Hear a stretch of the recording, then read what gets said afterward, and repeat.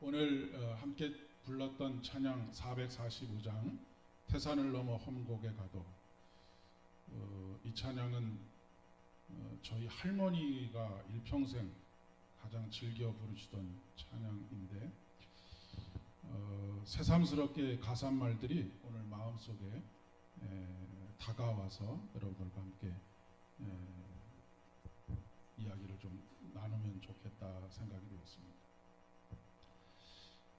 저희 할아버지가 6.25 때 예수를 믿고 또 독립운동도 하고 하는 그런 가운데에서 6.25 전쟁이 터지고 그런 가운데 끝까지 예수를 포기하지 않고 믿고 따르는 그런 상황 속에서 끌려가시게 되셨는데, 끌려가시다가 가던 어느 지점에서 이제 그 죽임을 당하시게 되셨습니다. 근데 할머니께서 전혀 어디로 끌려가게 됐는지 어디서 돌아가셨는지를 알지 못해서 매일 밤 막 통곡을 하면서 울면서 기도하셨다고 그래요.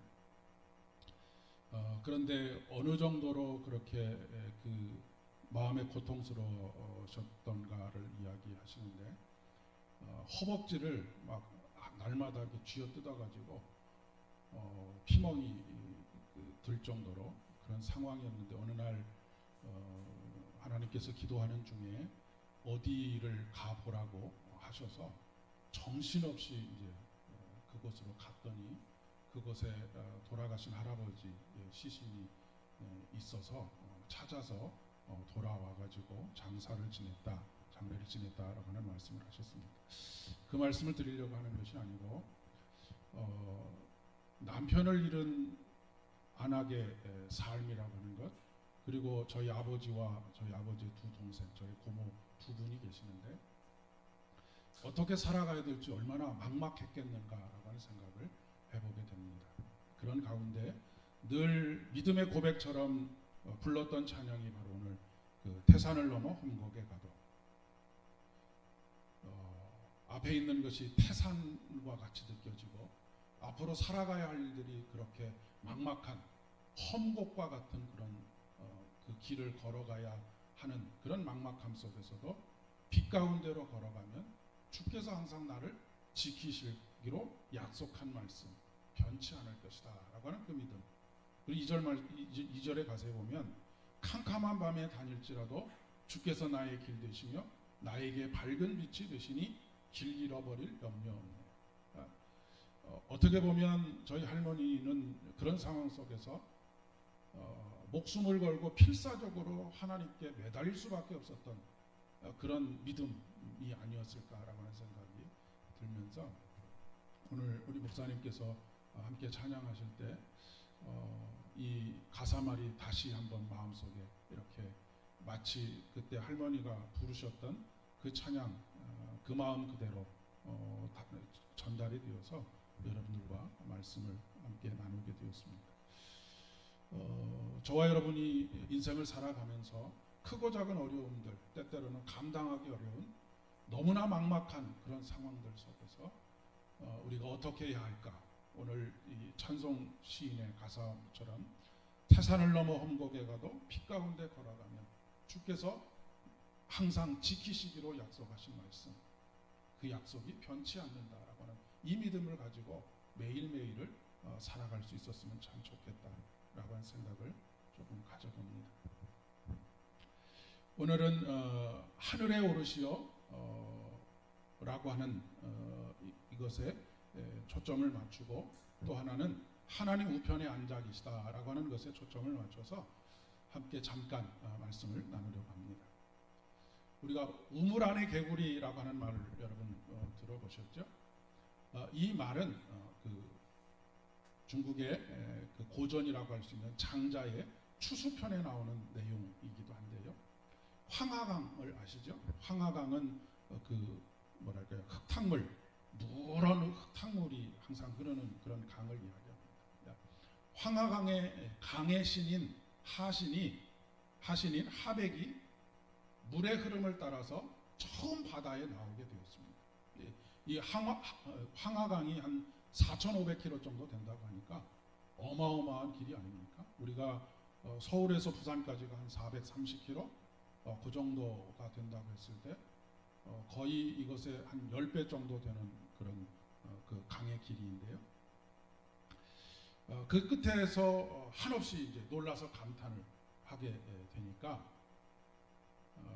이제 북해에 이르게 된 것이죠. 북쪽 바다 거기에 이르게 되어서 그곳을 바라보면서 한없이 감탄을 하게 되니까 그 북해의 해신인 약이 이렇게 말했다고 하는 것으로부터 비롯이 되었습니다. 우물 안에서 살고 있는 개구리에게 바다를 이야기해도 알지 못하는 것은 그가 좁은 곳에 살고 있었기 때문이다 라고 이야기를 하고, 또 다른 것으로 여름 벌레에게, 여름에만 사는 벌레에게 겨울에, 그 당시에는 뭐 제빙기가 없었을 테니까 겨울에 만들어지는 얼음에 대해서 이야기해봐야 이해할 수가 없다. 그렇기 때문에 식견이 좁은 사람, 자기의 세계 안에 갇혀서 살아가는 사람에게 대해서, 도에 대해서 말을 해봐야 알 수도 없고 이해할 수도 없다. 왜냐하면 그 사람은 그가 배운 것에 구속이 되어져 있기 때문이다 라고 하는 이야기를 했습니다.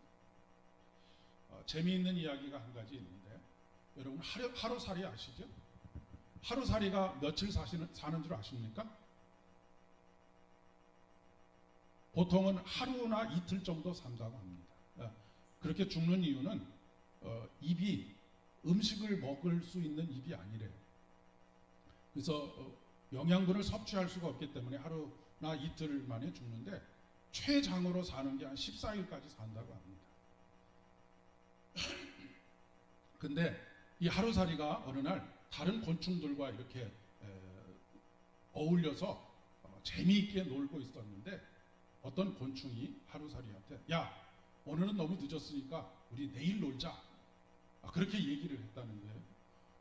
그랬더니 이 하루살이가 깜짝 놀라면서 야, 내일이 뭔데? 그렇게 이야기를 했다는 것이죠. 이 굉장히 깊은 영적인 의미를 가지고 있다고 생각합니다. 우리가 영생에 대해서 이야기하고 부활에 대해서 이야기하고, 그렇게 아무리 이야기를 해도 내일이 뭔데? 라고 물어보는 이 하루살이와 마찬가지로 그것이 뭔데? 영생이 뭔데? 천국이 뭔데? 라고 물을 수밖에 없다라고 하는 거죠. 어떻게 보면 우리 인생이라고 하는 것이 뭐 길게 100년도 살지만 하나님의 시각에서 보면 하루살이나 다름없다라고 생각합니다.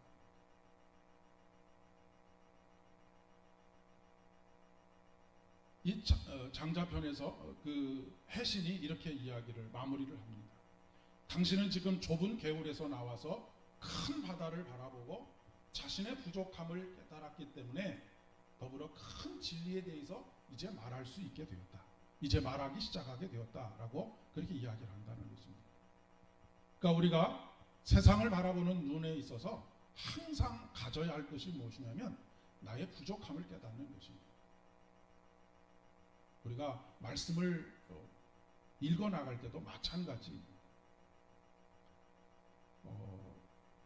제가 언젠가도 말씀드렸지만 사회에서는 한 30년 자기의 전문 분야에서 일을 하면 그 사람을 전문가라고 이야기를 합니다.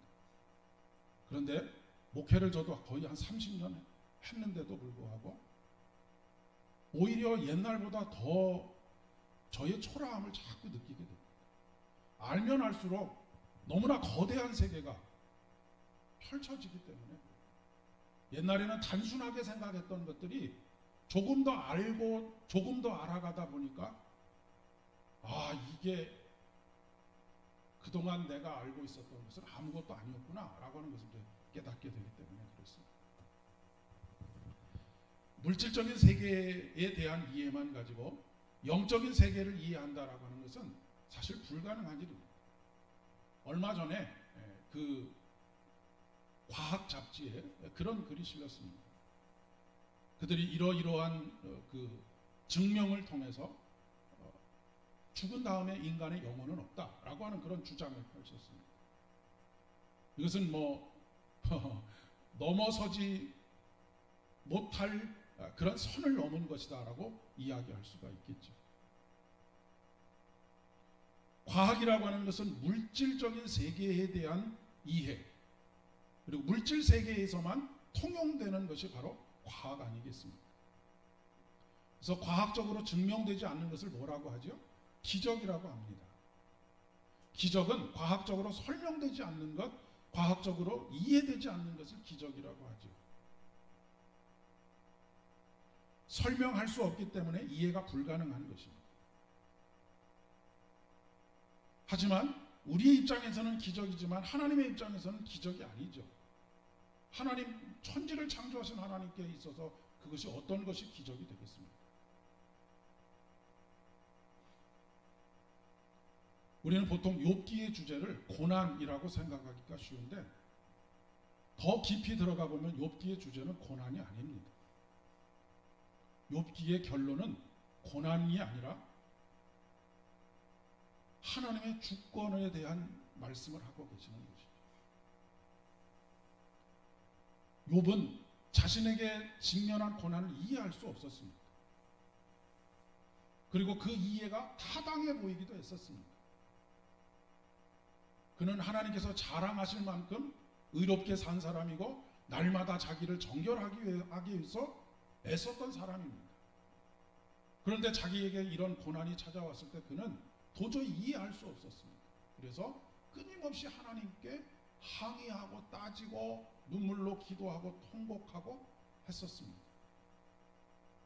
그런데 하나님께서는 그것에 대해서 설명해 주려고 하시는 것이기보다는 결론적으로 말씀하시는 것이 무엇이냐면, 내가 땅을 만들 때 너 거기 있었냐? 내가 바다를 만들 때 너 거기 있었느냐? 라고 묻습니다.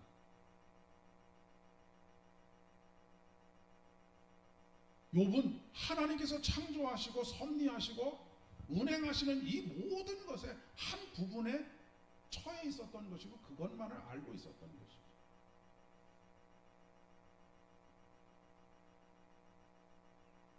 그러니까 우리가 항상 어떤 일에 직면해서든, 좋은 일에 있어서든 어려움과 고난 속에 있어서든 하나님의 경륜을 신뢰하고 그분의 섭리와 그분의 다스리심에 겸손하게 무릎을 꿇는 자세가 필요하다라고 하는 것을 말하고 싶어하는 것이 욥기입니다. 이렇게 장황하게 말씀드리는 이유는 수많은 우리의 신앙의 고백들이, 성경에 기록되어 있는 수많은 그 신앙의 고백들이 우리의 시간, 장소, 환경, 그리고 우리가 경험한 사고의 한계, 이런 것들에 갇혀 있는 표현이기 때문에 그 안에서 이해되지 않는다고 해서 믿을 수 없는 일이다 라고 그렇게 말하면 안 된다는 것이고요. 자신의 생각에 진리를 구겨 넣으려고 해서도 안 되는 것입니다. 그리고 자신의 생각을 다른 사람들에게 강요하려고 해서도 안 되는 것이죠. 자세하게 말씀드리면 시간이 너무 많이 가기 때문에 우리 노회 안에서 지옥에 대한 문제 때문에 조금 다툼이 있어서 그 문제가 이번 노회 때 조금 불거졌습니다. 서로의 주장이 일리가 있습니다. 그런데 서로의 주장이 진리는 아니에요. 우리가 꼭 기억해야 할 것은 일리가 있는 것과 진리인 것은 전혀 다른 것입니다. 일리라고 하는 것은 뭘까요? 하나의 이치입니다. 수많은 이치 중에 하나의 이치를 일리가 있다라고 그렇게 표현을 하는 것입니다. 근데 진리는 만고의 모든 것을 다 담고 있는 것이 바로 진리입니다.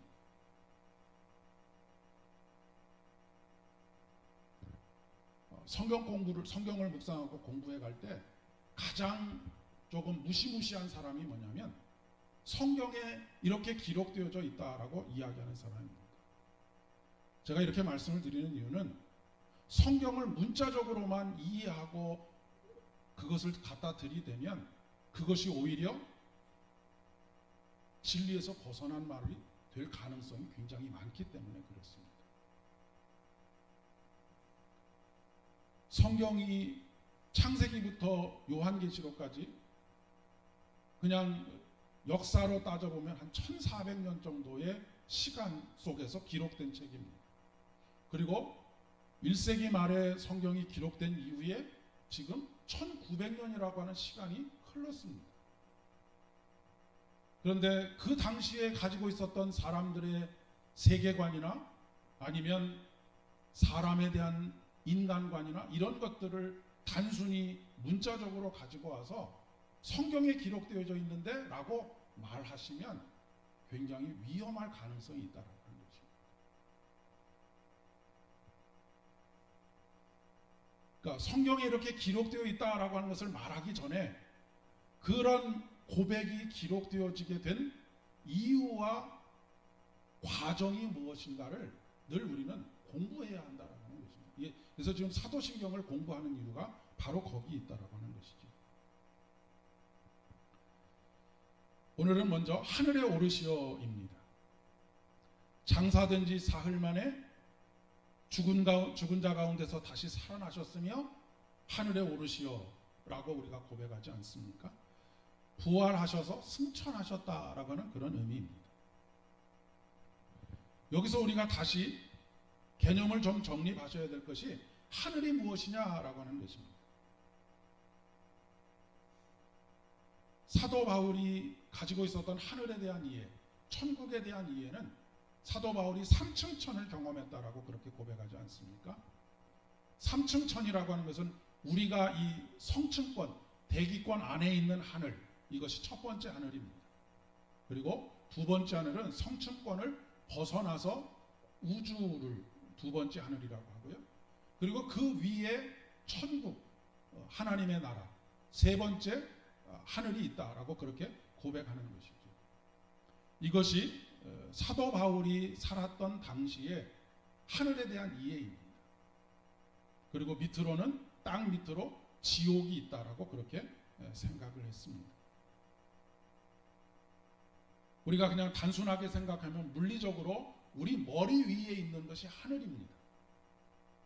하지만 신앙적으로 이야기할 때는 하늘은 우리 머리 위에 있는 것이 아니고 하나님께서 계시는 곳이 하늘입니다. 이해가 되십니까? 하나님께서 계시는 곳이 하늘이라고 하는 말씀입니다. 하늘이라고 하는 곳에 하나님께서 계시는 것이 아니라 하나님께서 계시는 곳이 하늘이라고 하는 것입니다. 그러니까 장소적으로 우리가 우리 머리 위가 하늘이라고 생각하는 것을 조금 바꾸셔야 된다는 것입니다. 오늘 바로 여러분의 옆이 하늘일 수 있습니다. 왜요? 하나님이 여러분 곁에 계시기 때문에 그렇습니다. 그러니까 우리가 이 생각의 전환이 좀 필요하다라고 하는 것입니다. 그러니까 사도 바울이 이해했던 하늘에 대한 이해가 잘못됐다는 것이 아니고 그렇게 우리가 그 이해를 단순히 장소적인 것으로 어떤 제한된 것으로 이해하시면 이 말씀의 풍성함에서 아주 작은 것만을 가지고 신앙생활을 할 가능성이 되게 많이 있다라고 하는 그런 이야기입니다. 하나님은 성전에 계시는 것이 아니고 하나님께서 계시는 곳이 성전입니다. 조금 사고를 완전히 바꾸셔야 되는 것이죠. 하나님은 우리를 너희가 하나님의 영이 거하시는 거룩한 성령이 거하시는 전인 것을 알지 못하느냐라고 물으시지 않습니다. 그래서 우리는 예수 그리스도께서 이 땅에 오신 이후로 우리 모두는 우리 각자가 교회입니다. 성전입니다. 왜요? 우리에게 하나님이 계시기 때문에 그렇습니다.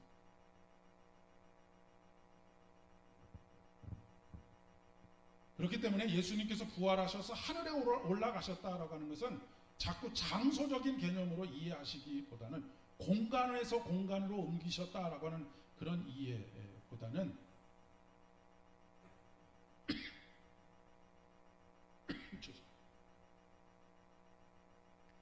하나님께서는 그 어떤 공간의 지배를 받지 않으십니다. 시간에도 지배를 받지 않으시고요. 환경에도 지배를 받지 않으십니다. 그런데 자꾸 우리가 하나님께서 계시는 그곳을 공간적으로 이해를 하려고 하다 보니까 하나님을 제한하는 것이죠. 하나님은 제한받지 아니하시는 하나님이시고 하나님은 시간 밖에 계시는 하나님이신데도 불구하고 자꾸 그 하나님을 시간 안으로 끌어오고 장소 안으로 끌어당기는 것이죠. 이스라엘 백성들이 가지고 있었던 잘못된 생각이 바로 이것입니다. 하나님은 예루살렘 성전에만 계신다라고 생각을 했던 것이죠. 그래서 예루살렘 성전이 무너지니까 이제 우리는 어디 가서 하나님을 찾고 만날 수 있겠는가라고 생각을 했던 것입니다. 그런데 어디 그러셨습니까? 하나님은 바벨론까지도 가셔서 그곳에서도 예배 받으셨던 분이 하나님이십니다.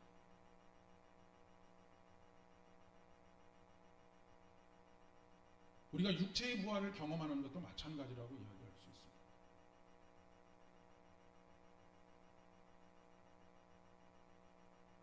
그런 의문을 가지실 수 있죠. 나는 몇 살로 부활할까? 조금 얼굴이 탱탱했던 꽃같이 아름다웠던 그때의 모습으로 부활하면 참 좋을 텐데. 근데 여러분, 씨가 밭에 심기워지면 씨와는 전혀 다른 모습으로 그 생명이 꽃피우지 않습니까? 열매를 맺고. 부활도 마찬가지입니다. 하나님의 부활의 사건은 하나님의 창조의 사건이라는 말씀을 드렸는데, 그 창조는 없는 것에서 있는 것을 만들어내는 거예요. 우리의 썩어질 육체, 그것을 가지고 하나님께서 새로운 어떤 것을 만드시는 것이 아니라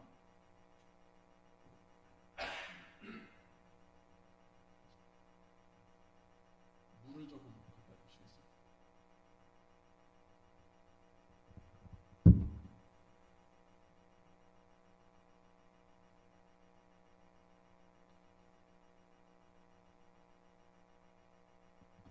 부활이라고 하는 것은 하나님의 손에서 전혀 새로운 존재로 태어나는 것입니다.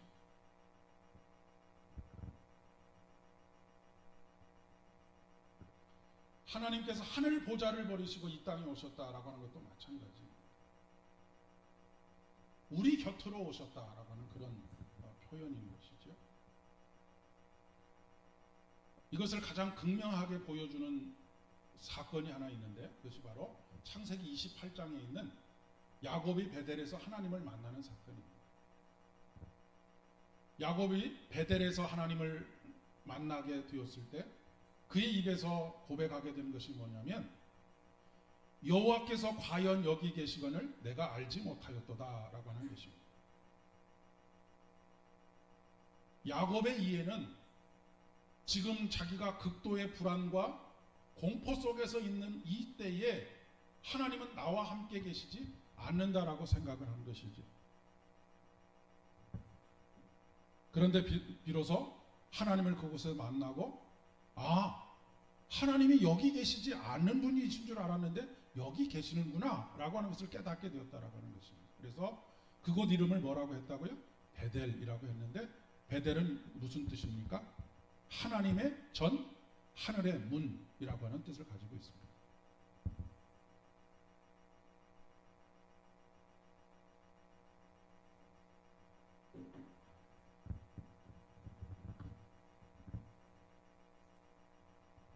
야곱은 하나님께서 특별한 장소에 계시는 하나님, 자기들이 제단을 쌓고 거기에서 제물을 드리고 그런 때에만 하나님께서 그곳에 계시는 하나님으로 이해를 했었는데, 그의 전 인생 과정 가운데 늘 그의 곁에 계시는 분이 하나님이신 것을 비로소 깨닫게 된 것이 베델의 사건입니다. 여러분의 삶에 있어서도 매일 매순간 모든 장소가 베델이 되실 수 있기를 진심으로 축복합니다. 그러기 위해서는 하나님에 대한 이해가 완전히 바뀌어야 되는 거예요. 하나님은 높이 계시는 저기 삼층천에 계시는 하나님으로 이해를 하시면 늘 우리 곁에 계시고 우리를 도우시고 우리를 안전하게 지켜주시고 우리를 위로하시고 우리를 품어주시는 그 하나님을 아주 가깝게 느낄 수 없는 정말로 빈약한, 그래서 때때로 우리 마음속에 왜 나는 하나님께 고아와 같이 버려졌는가, 하나님은 왜 나에게 관심조차도 없는가라고 하는 그런 절망적인 상황, 그런 불평들을 하지 않을 수 있게 되는 것이죠. 그곳에서 하나님께서는 야곱의 이름을 바꿔주십니다. 야곱의 이름을 무엇이라고 바꾸시죠? 이스라엘이라고 바꿉니다. 이스라엘은 이스라엘 나라의, 이스라엘 민족, 유대 민족의 나라의 이름이 되었습니다. 그 나라의 이름은 무엇이에요? 하나님께서 왕이 되시는 나라, 그런 의미를 가지고 있습니다. 하나님께서 다스리시는 나라. 그러니까 하나님께서 경험되어지는 그곳이 어디예요? 하나님의 나라 이스라엘이 되는 것입니다.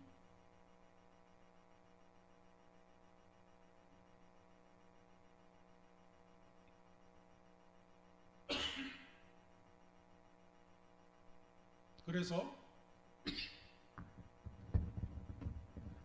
땅에 오신 예수님을 뭐라고 하죠? 우리가 임마누엘이라고 하지 않습니다. 임마누엘이라고 하는 말의 의미가 뭐죠? 우리와 함께 하시는 하나님, 늘 우리 곁에 계시는 하나님.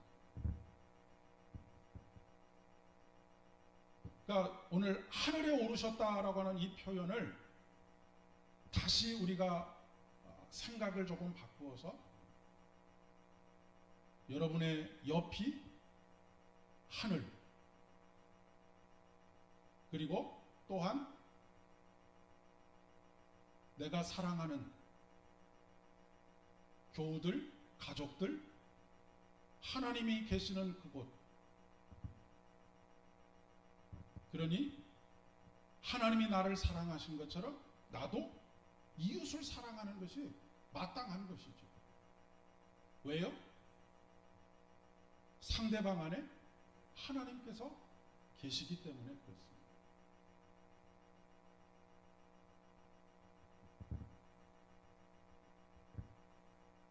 그러니 사실은 환경과 처지와 형편은 우리가 하나님의 나라를 경험하는 것하고는 아무런 상관이 없습니다. 불편하고 힘든 것은 있을 수 있겠지만 내가 떠나가는 것이 너희에게 유익이라 예수님께서 말씀하지 않으셨습니까?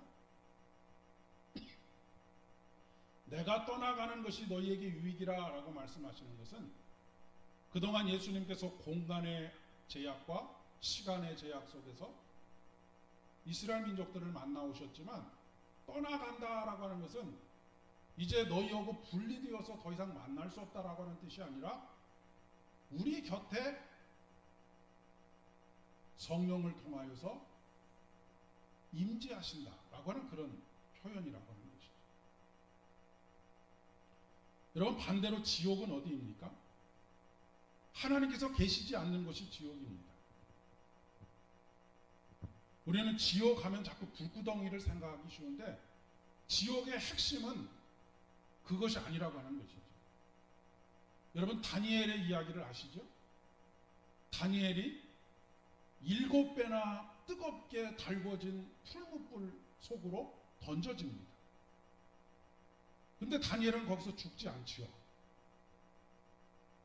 그러면 던져진 그곳은 지옥입니까? 천국입니까?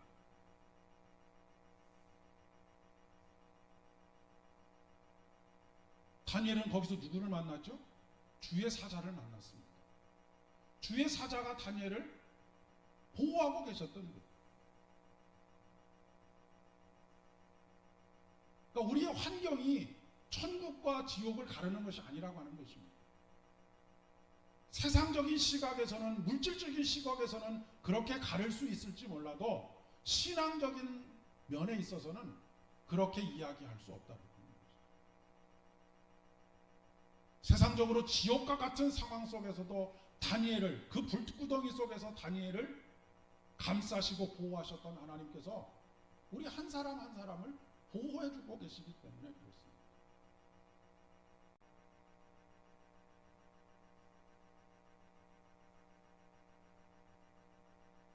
다니엘은 그 불구덩이 속에서 천국을 경험하고 있는 것이죠. 이런 고백으로 이어지는 것이 어떤 것이냐면 하나님의 우편에 앉으셨다라고 하는 것입니다. 우리가 보통 하나님 우편에 앉았다라고 이렇게 상상을 하면 뭐 그런 상상을 하겠죠.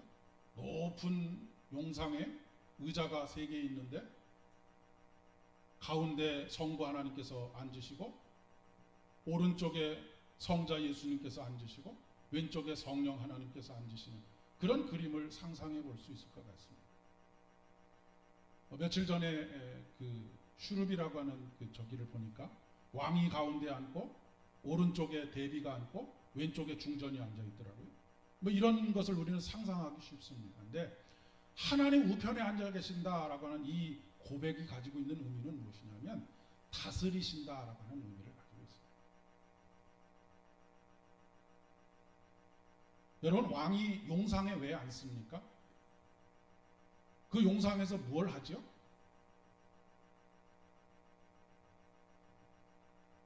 백성들의 호소문을 듣고 신하들과 토론도 하고 또 신하들에게 명령도 합니다. 그것을 뭐라고 하죠? 정사를 본다라고 그렇게 이야기하지 않습니까? 그러니까 하나님 우편에 앉아 계신다라고 하는 것은 그냥 아무 할 일 없이 그 자리에 앉아서 이렇게 계시는 것이라고 상상하시면 곤란하다라고 하는 것입니다. 이 하나님 우편에 앉아 계신다라고 하는 것은 단순히 자리에 앉아 계신다라고 하는 그런 표현이 아니라 하나님께서 하나님 백성들의 호소를 들으시고 서로 토론하시고 천사들을 통하여서 일하시는 그런 것들을 상상하시면 그것이 딱 맞습니다. 그런데 하나님께서는 하루도 정사를 게을리하지 않으시는 하나님이시다. 나 오늘 피곤하니까 오늘은 업무 끝, 이것이 아니라고 하는 거예요. 밤에도 주무시지 아니하시고 낮에도 졸지 아니하시고 끊임없이 우리를 위해서 일하시는 하나님.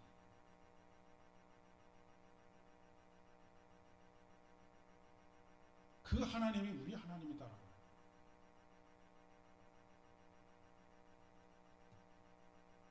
하늘에 오르시어 하나님 우편에 앉아 계시다. 늘 우리 곁에 계셔서 우리를 지키시고 섭리하시고 돌보시는 하나님.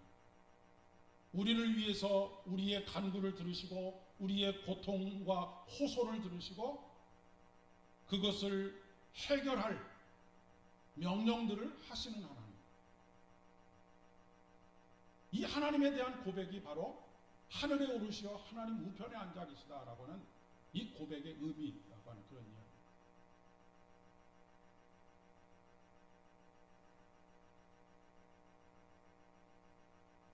그런데 이 통치에서 벗어날 수 있는 것이 아무것도 없는 것이죠.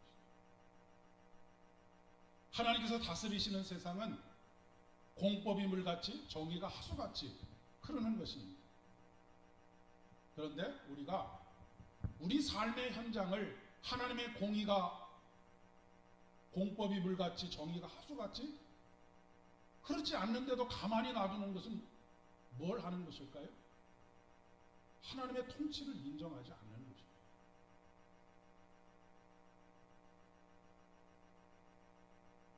하나님은 분명 악인을 심판하시고 의인을 돌보시는 하나님이십니다. 참새 한 마리가 땅에 떨어져 죽는 것까지도 하나님의 허락하심이 없으면 가능하지 않다라고 하는 것이 우리들의 믿음의 고백이지 않습니다.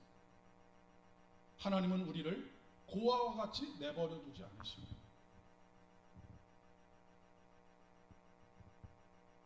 오늘도 우리를 위해서 일하시는 하나님, 우리 곁에 계시는 하나님.